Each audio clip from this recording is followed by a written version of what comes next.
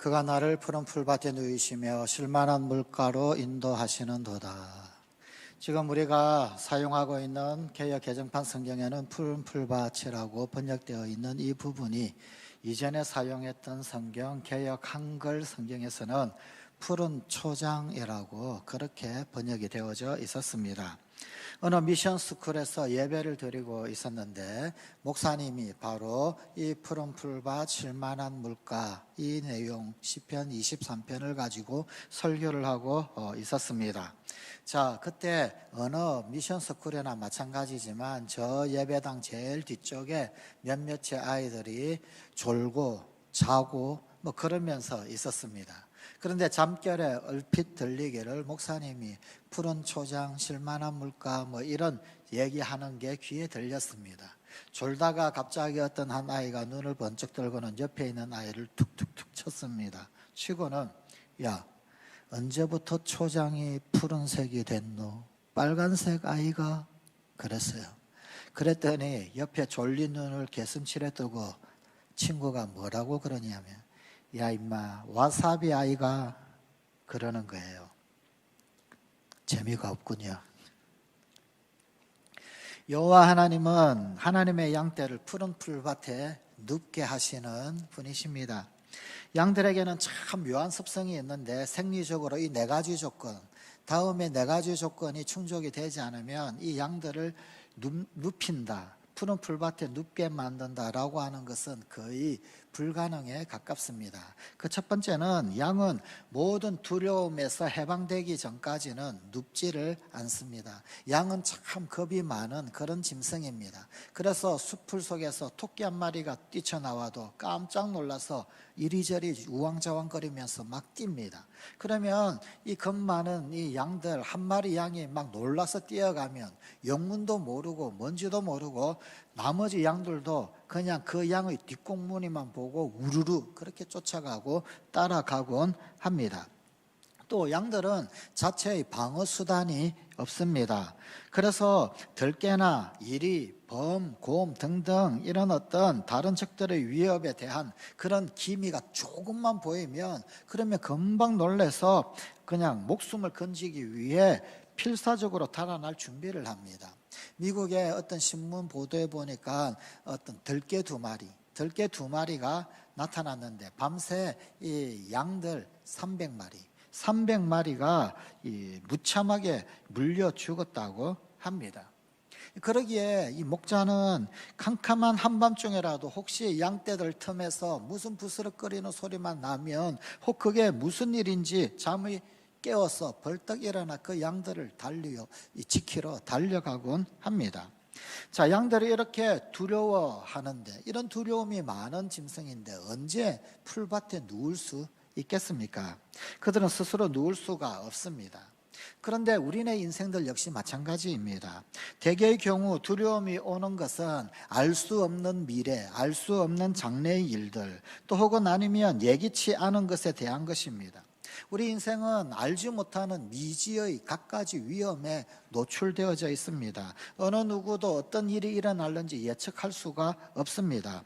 또 재난 혹은 질병 이런 것들이 언제 닥칠는지 전혀 예상할 수가 없습니다. 그래서 사실은 불안에 무방비로 혹은 두려움에 사실은 노출이 되어 있는 것이 우리네 삶 역시 마찬가지더라는 겁니다.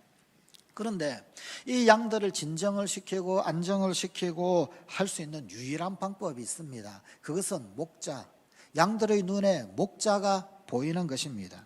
목자가 양들을 지키고 있음을 알 때 그때 양들은 안심을 합니다. 그들의 주인이요 목자요 보호자가 곁에 있어 주는 것, 그것 외에 다른 어느 것을 가져다 줄 수 없는 그런 평안을 이 목자가 양들에게 던져주는 것입니다. 자, 이 목자가 누구일까요? 성경 시편 4편 8절은 이렇게 우리에게 말씀해 주십니다. 내가 평안히 눕고 자기도 하리니 나를 안전히 살게 하시는 이는 오직 여호와이시니이다. 또 디모데후서 1장 17절의 말씀입니다. 하나님이 우리에게 주시는 것은 두려워하는 마음이 아니요 오직 능력과 사랑과 절제하는 마음이니. 하나님이 우리의 목자이십니다. 둘째로 이 양은 양들 사이에 있는 어떤 긴장, 어떤 대결, 뭐 경쟁 이런 것들이 해소가 되기 전까지 또 눕지를 않습니다. 사실 뭐 양만 그렇겠습니까? 어떤 뭐 무리를 이루는 혹은 집단을 이루는 그 어떤 모든 사회, 집단 사회에서는 경쟁이라고 하는 것이 있기 마련이지요. 또 대결이 있습니다. 그래서 누가 더 주도권을 지느냐, 누가 좀 더 좋은 자리를 차지하느냐, 뭐 이런 것들이 있습니다. 그런데 문제는 이것이 노골적으로 드러나게 되면 싸움이 되는 거지요. 자, 닭들은 부리로 쪼는 순위가 있습니다. 부리로 쪼는 그런 어떤 순위가 있고, 소들은 들이받고 싸우고 하곤 하죠. 양들은 어떻게 하느냐면 머리로 밀쳐내는 그런 습성이 있습니다.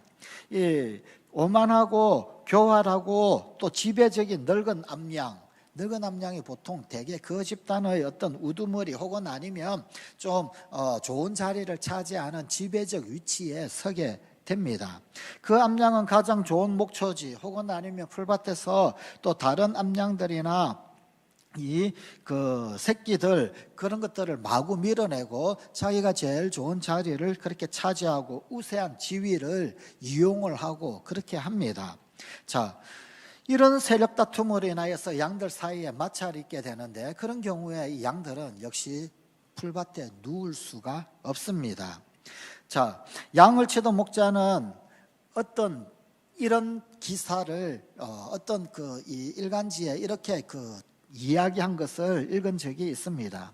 나는 엄격한 늙은 암양이 풀밭에서 만족하게 풀을 뜯어먹고 있거나 아늑한 곳에서 조용히 쉬고 있는 어린 양에게 꼿꼿한 걸음걸이로 접근하는 것을 여러 번 본 일이 있다.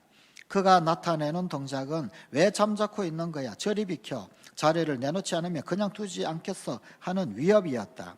만일 상대방 양이 비켜서지 않으면 그는 무자비하게 공격을 당하곤 하였다. 이런 적대의식, 이런 긴장들, 그리고 지위와 세력을 위한 경쟁으로 인하여 한 무리의 어떤 양떼 안에는 알력이 늘 있기 마련입니다. 잘 수가 없는 거지요. 항상 일어서서 자기의 권리를 방어를 하고 또 혹은 아니면 침입자의 도전에 맞서 싸워야 합니다. 양떼 내부에서 이런 경쟁, 이런 싸움, 질투는 사실은 가장 해로운 일이 될 수가 있습니다. 양들의 신경이 막 날카로워지지요. 그러면 살이 빠지게 되는 거고요. 젖도 별로 안 좋게 나온다고 그래요. 불만이 자꾸 쌓이게 되고 안정을 취할 수 없게 됩니다. 이런 양들의 세계와 흡사한 우리 인간 사회를 아시고 주님은 에스겔서 34장 15절에서 17절 가운데 이런 말씀을 우리에게 주셨습니다. 내가 친히 내 양의 목자가 되어 그것들을 누워 있게 할지라. 주 하나님의 말씀이니라. 그 잃어버린 자를 내가 찾으며 쫓기는 자를 내가 돌아오게 하며 상한 자를 내가 싸매주며 병든 자를 내가 강하게 하려니와 살찐 자와 강한 자는 내가 없애고 정의대로 그것들을 먹이리라. 주 여호와께서 이같이 말씀하셨느니라. 나의 양떼 너희여, 내가 양과 양 사이와 순양과 순염소 사이에서 심판하노라. 이에 해결의 실마리가 엿보입니다. 바로 그 다음에 나오는 23절 말씀입니다. 내가 한 목자를 그들 위에 세워 먹이게 하리니. 실제로 양들은 그 양들 사이에 목자가 선 것을 보게 되면 희한하게 다툼이 금방 없어진다고 합니다. 뭐 목자에게 잘 보이려고 그러는 것인지 어떤 것인지 그렇게 세력 다툼을 하고 경쟁을 하고 그렇게 머리로 들이밀고 하던 것, 양들이 목자가 그 가운데 서 있고 눈앞에 딱 보이면 그런 행동이 싹 사라져 버린다고 합니다. 모든 적대의식을 종식시키는 것, 그것은 바로 목자가 그들과 함께 있어 주는 것입니다. 예수님께서 말씀하셨습니다. 너희 중에 누구든지 어떠함이 되고자 하는 자는 모든 사람의 종이 되어야 하리라. 실제로 양들 가운데서도 마찬가지라고 합니다. 덜 공격적인 양들, 머리로 밀어대지도 아니하고 온순한 양이겠죠. 덜 공격적인 양들이 사실은 실제로 목자에게는 훨씬 더 도움이 된다고 합니다. 훨씬 더 유익이 되고 훨씬 더 온화하고 차분한 양들이 훨씬 더 이 실제적인 이익이 된다고 합니다. 이런 순한 양들, 이런 온화한 양들, 덜 공격적인 양들, 그들이 고기가 훨씬 더 부드럽고 좋다고 합니다. 그리고 더 많은 젖을 낸다고 합니다. 심지어 양털 그리고 가죽까지도 사실은 이 양들이 훨씬 더 좋다고 합니다. 그래서 소위 꼴찌양이 목자에게는 훨씬 더 많은 유익이 되고 이익을 남긴다는 것입니다. 셋째로 양은 기생충에 의한 괴롭힘, 그 고통으로부터 해방되기 전까지는 눕지를 않습니다. 양들은 특히 여름에 파리 종류들, 고파리, 말파리, 쇠파리, 진드기 등등등 이런 것들에게 시달립니다. 머리를 흔들기도 하고 또 몸통을 흔들면서 그러면서 이렇게 파리를 쫓아내어 보기도 합니다. 심지어 이 목장 같은 경우에는 가시철망 같은 것 있지요. 그런 것에 몸을 비비고 털이 상하고 심지어 가죽이 상하기도 한다고 합니다. 그래도 이런 해충으로부터 벗어날 수가 없습니다. 몸에 달라붙은 것들, 그것들 어떻게 해도 효과가 없는 겁니다. 목자가 필요한 거예요. 선한 목자는 방충제가 들어있는 그 살충액, 그 액을 가지고 양들을 씻기지요. 혹은 아니면 혹 씻기지 못한다 손 치더라도 그 방충액을 양들에게 뿌려주곤 합니다. 그렇게 해서 해충들을 퇴치를 시킵니다. 양들은 스스로 그러한 고통을 퇴치시킬 수가 없습니다. 오직 끊임없는 목자의 부지런한 보살핌이 있을 그때에만 이 양들은 시달리지 않게 됩니다. 이처럼 주님은 우리의 모든 고통을 다 맡으셨습니다. 넷째로 양은 배고픔의 문제가 해결되지 않으면 눕지 않는다는 겁니다. 배고픔 자체가 불안이고 두려움이지요. 양의 번식률이 높은 지역이 기후가 건조한 지역입니다. 왜 기후가 건조한 지역의 번식률이 높으냐면 건조하지 못하고 습하면 아무래도 병균에 노출되기가 쉽지요. 또 기생충 위험이 더 많습니다. 건강에 위험이 있습니다. 그런데 양들은 그런 것들에 좀 취약하다고 합니다. 그래서 건조한 지역에서 번식률이 훨씬 더 높다고 합니다. 자, 그런데 문제는 이런 건조한 지역에서는 번식률이 좋을는지는 모르겠지만 먹거리가 부족한 거죠. 건조한 지역에서는 푸른 풀밭이 자동적으로 그렇게 생성되어 있기가 쉽지가 않습니다. 특히 다윗이 오늘 이 시편 23편을 썼던 바로 그 베들레헴 지역, 이 베들레헴 지역은 사실은 메마른, 그래서 볕에 걸린, 그래서 갈색의 이 색깔을 띠는 황무지 토양이 이 베들레헴 지역 토양입니다. 푸른 풀밭은 결코 우연히 이루어지는 것이 아닙니다. 푸른 풀밭은 엄청난 수고가 필요하고 시간을 들이고 땅을 관리해야 이루어지는 것입니다. 거친 잘갈밭을 일구어주고 가시덤불, 나무 덩굴, 뿌리 등등 제거하고 깊이 땅 속을 파서 흙을 한번 뒤집었고 고르고 그리고 난 다음에 풀씨들을 뿌리고 곡식콩 이런 것들 심은 후 물을 대면서 양들을 먹일 꼴을 정성스럽게 관리한 결과 그때 얻을 수 있는 것이 푸른 초장, 푸른 풀밭입니다. 가나안 땅을 젖과 꿀이 흐르는 땅이라고 성경은 말씀하고 있습니다. 젖과 꿀이 흐른다. 우유 그리고 벌꿀이 많이 난다. 그런 의미입니다. 주님은 우리의 심령이 돌짝밭이 되지 않도록 하기 위해서, 그리고 또 굳어버린 진흙과 같은 그런 심령이 되지 않도록 위해서 항상 우리 가운데서 일하고 계십니다. 돌같이 굳은 마음 제거하시고 부드러운 새 마음 넣어주시려고 성령 하나님은 우리가 안에서 늘 살아 역사하시고 움직이시는 그런 분이십니다. 심령의 밭을 갈고 성령의 이슬과 단비를 내려주십니다. 양들이 쉬기 위해서는, 눕기 위해서는 두려움의 문제가 해결되어져야만 합니다. 또 내부적인 경쟁이 해결이 되어져야만 합니다. 무엇보다도 해충의 괴로움들로부터 해방이 되어져야 합니다. 그리고 배가 불러야 합니다. 그래야 양들은 비로소 누울 수가 있습니다. 그런 면에서 양들을 이 모든 염려에서 놓이게 해줄 수 있는 이유는 오직 목자뿐입니다. 목자가 있어야만 이런 모든 문제가 해결이 되고, 그래야 양들이 누울 수 있습니다. 그 양들이 평안을 누리느냐 아니면 불안에 처하느냐라고 하는 것은 전적으로 목자의 근면에 달려 있습니다. 자, 이제 우리는 이 양이 바로 나 자신이다, 이 양이 바로 우리 자신이다 라고 하는 것을 압니다. 우리는 우리 주위를 둘러싸고 있는 수많은 두려움들에서 벗어나야 합니다. 우리는 우리들 사회 내에서 경쟁이 끊이지 않고 있는 그런 사회, 그런 시절들을 살아가고 있지 않습니까? 늘상 싸워서 이겨야 하는, 남들보다 더 잘해야만 하는 그런 긴장 속에서 살고 있습니다. 또한 우리를 괴롭히는 것들이 얼마나 많이 있습니까? 우리의 인생 가운데 해충같이 우리를 쏘는 것들이 얼마나 많이 있습니까?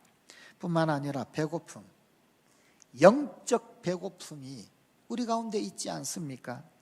해도 마음의 흡족함을 누리지 못하는 것, 그것이 사실 우리의 현실이 아닙니까? 그렇습니다. 우리 인생에도 목자가 필요합니다. 선한 목자, 양떼를 위해 수고하고 애쓰는 목자가 필요합니다. 성관가족 여러분, 내 인생에 이런 선한 목자가 있으십니까? 아니, 선한 목자의 보호에서 도망쳐 나가지는 않으십니까? 아니면 아예 선한 목자를 만나보지도 못하신 것은 아니신지요? 선한 목자를 소개합니다. 이 선한 목자는 자기 양떼가 무성한 푸른 꼴을 조용히 마음껏 먹고 배가 불러서 누워 쉬면서 되새김질하는 것, 그것 살이 오르는 것, 그것을 가장 즐거워합니다. 그것이 우리의 선한 목자의 소원입니다. 바로 양떼를 위해 자기 목숨까지도 내어주신 예수 그리스도이십니다. 오늘 우리는 예수 그리스도의 양떼입니까? 비록 양들이 건조하고 또 비가 매우 적은 지역에서 잘 자라고 번식하기는 하지만 반드시 물을 필요로 합니다. 물 없이 살 수 있는 생명체는 아무것도 없지요. 만일 동물들이 탈수 현상에 빠지게 되면 신체적으로 시들게 됩니다. 양도 마찬가지입니다. 신체의 모든 기능이 저하됩니다. 나중에는 생명의 위험마저 느끼게 되지요. 물이 부족하면 갈증을 느끼게 됩니다. 그때는 물을 찾을 수밖에 없게 됩니다. 이건 본능입니다. 여름철에 땀을 많이 흘리며 물을 찾게 되지요. 자, 팔레스타인 땅, 그 팔레스타인 땅은 일부를 제외하고는 이 대부분의 땅이 건조하고 물을 찾기가 그렇게 쉽거나 만만하지가 않습니다. 목자의 돌봄이 없을 때 갈증을 느낀 양들은 반드시 물을 찾아가게 되어져 있습니다. 만약에 깨끗한 물, 맑은 물, 좋은 물을 만나면 참 다행입니다만, 많은 경우, 대다수의 경우에 어떤 물을 만나냐면 바위의 움푹 파인 곳에 고여있는 그런 물을 만나게 됩니다. 그러면은 그냥 달려갑니다. 그 물이 깨끗한지 오염이 되었는지 되지 않았는지, 혹은 아니면은 해충들이 알을 깠는지 보지도 않습니다. 무조건 마시고부터 봅니다. 그러면 질병에 걸리게 됩니다. 물을 찾다가 갖가지 병균에 오염된 그런 물을 마시게 되어 오히려 생명에 위협이 있을 경우가 많이 있습니다. 마찬가지로 우리 인간들에게도 역시 갈증이 있습니다. 이 갈증은 해소가 되어져야만 합니다. 타는 목마름을 해소해야만 합니다.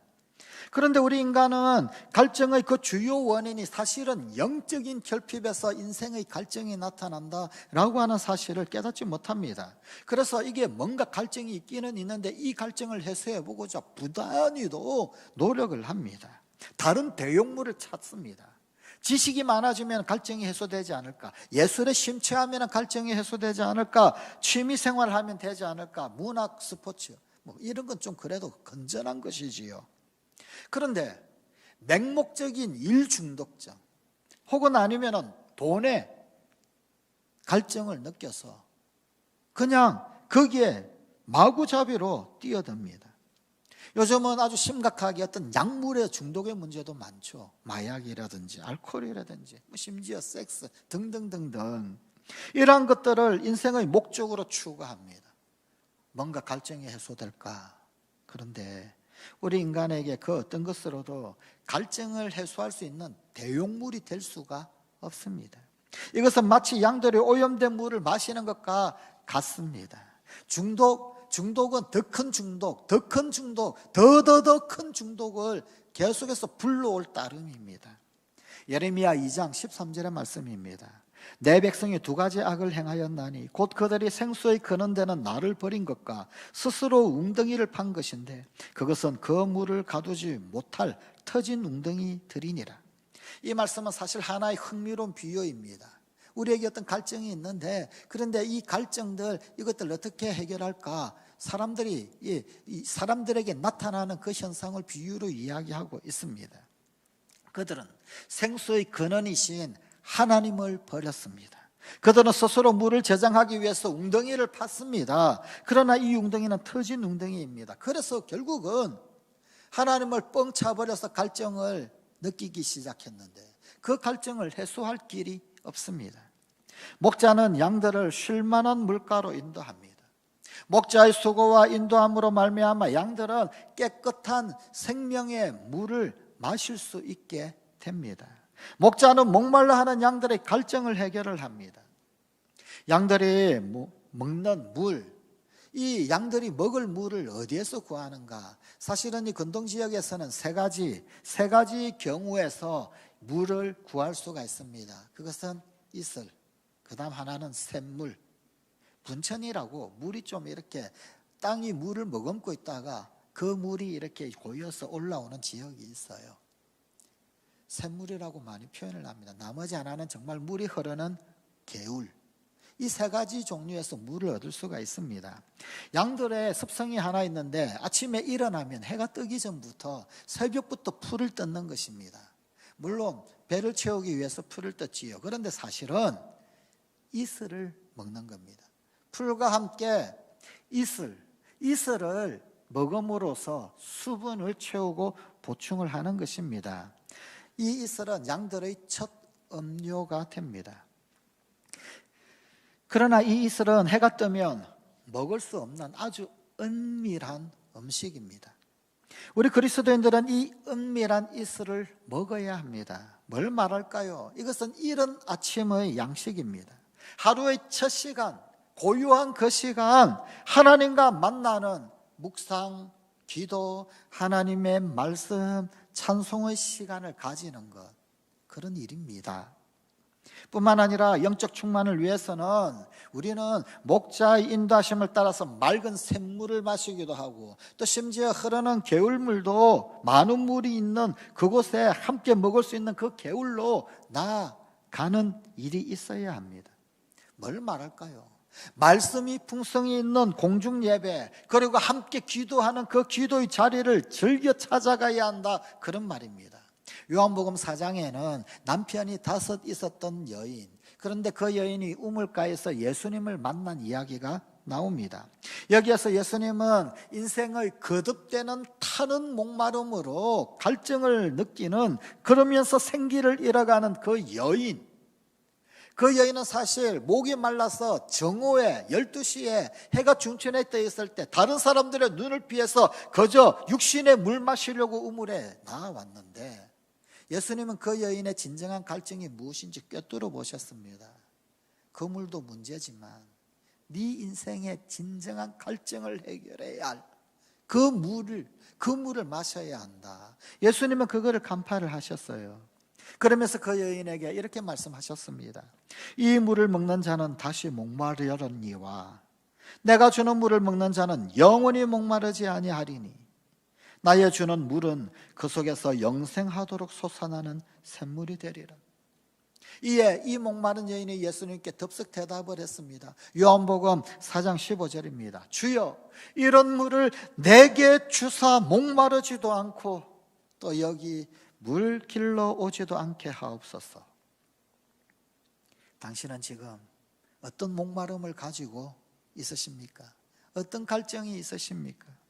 진리에 대한 갈증이 혹 있으십니까? 그렇다면 참 복 받으신 분이십니다. 복된 자입니다. 마태복음 5장 6절입니다. 의에 줄이고 목마른 자는 복이 있나니 저희가 배부를 것이며. 주님은 우리를 물가로 초청하십니다. 이사야서 55장 1절 이하의 말씀입니다. 너희 목마른 자들아 물로 나오라. 돈 없는 자도 오라. 물 같은 성령께서는 우리를 이런 물가로 인도하십니다. 다윗은 우리 인간의 연약한 모습을 양에다 비유를 하고, 또 양과 같이 목말라하는 인간이 해갈을 하기 위해서는 목자 대신 주님의 인도하심이 있어야 한다. 이 사실을 이 시편 23편에서 노래하고 있습니다. 곧 성령으로 인도함을 받지 않고서는 우리의 인생의 갈증을 해결할 수가 없습니다. 요한복음 8장에는 간음하다가 바리새인들 그리고 백성들 여러 사람들에게 붙잡혀서 예수님 앞에 끌려온 여인이 있습니다. 참 이상하지요. 남자는 어디로 갔을까요? 빼돌렸을까요? 도망을 갔을까요? 왜 여자만 잡혀서 끌려가지고 사람들이 손에 돌 하나씩 다 들고 율법에 의하면 이런 자 죽이라고, 돌로 쳐 죽이라고 하는데 죽일까요? 살릴까요? 그러면서 예수님 앞에 끌고 왔습니다.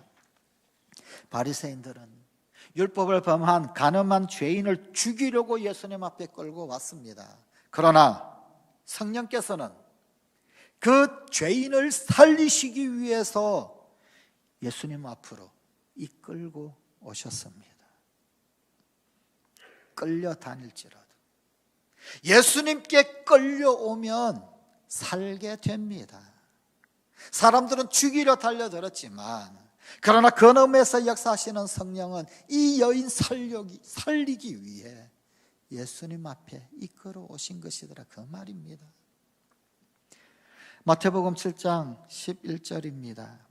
너희가 악한 자라도 좋은 것으로 자식에게 줄 알거든 하물며 하늘에 계신 너희 아버지께서 구하는 자에게 좋은 것으로 주시지 않겠느냐.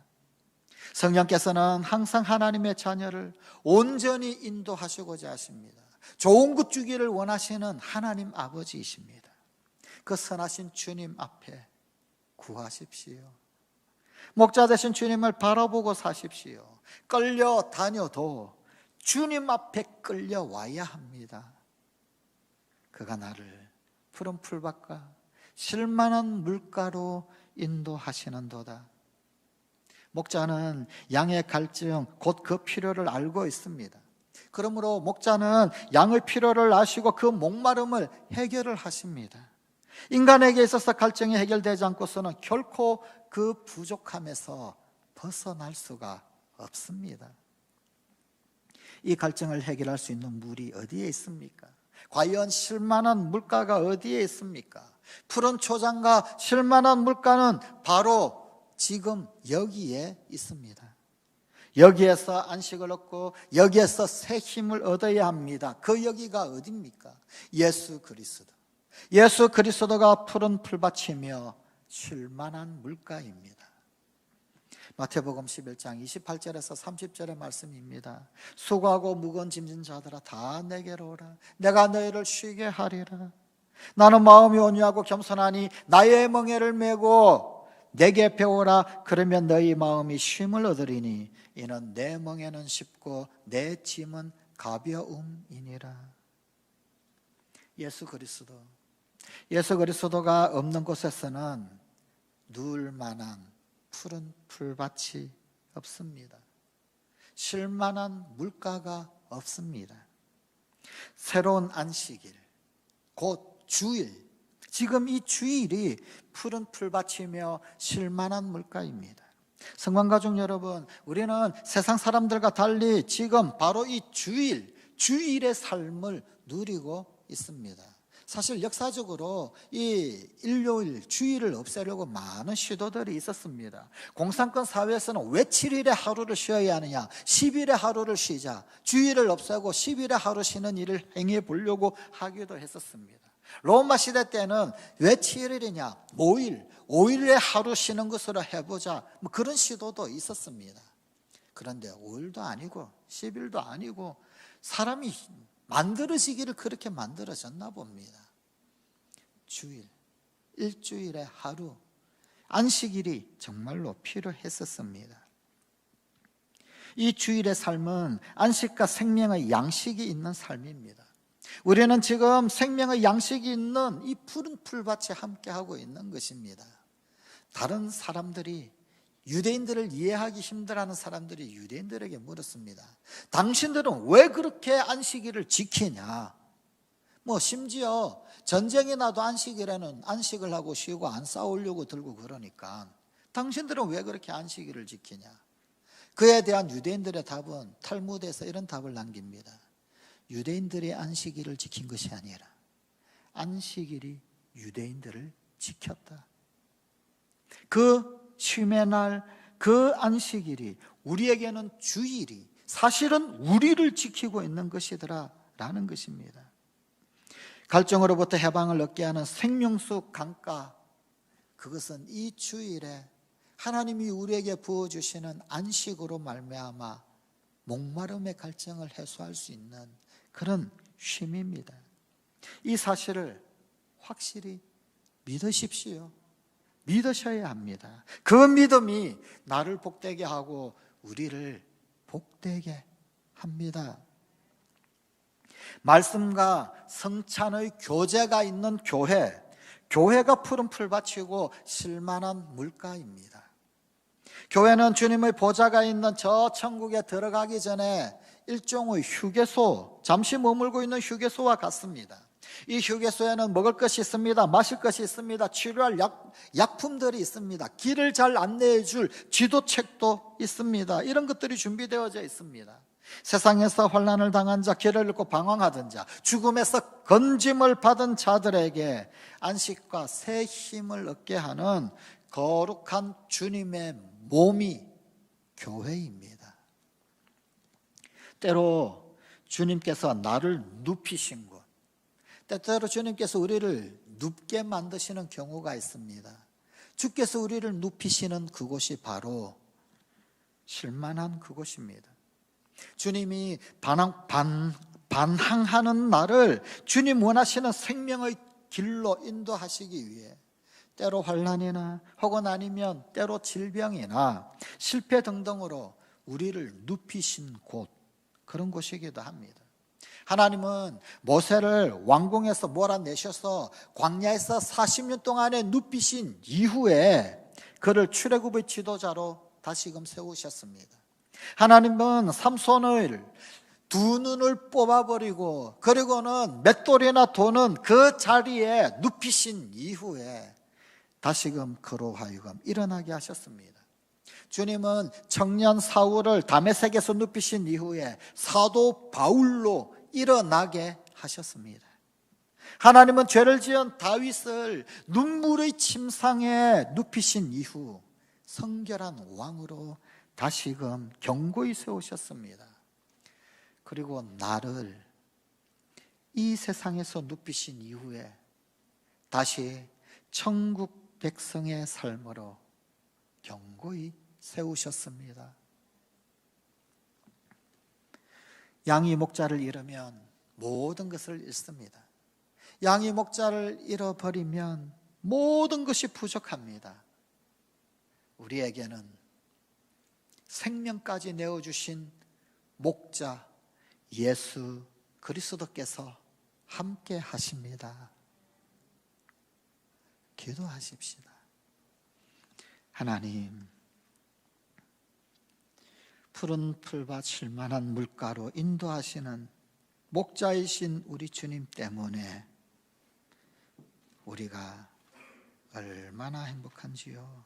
그리고 또한 안식하며 새 힘 얻으며 일어설 수 있게 하심에 얼마나 감사한지요. 오늘도 주님 우리의 목자 되시고 우리는 주님의 양떼로 우리 주 예수 그리스도와 동행하며 쉼을 누리며 안식을 누리며 평강을 누리는 우리 성관 가족들이 되게 하여 주시옵소서. 예수님 이름으로 기도드리옵나이다. 아멘.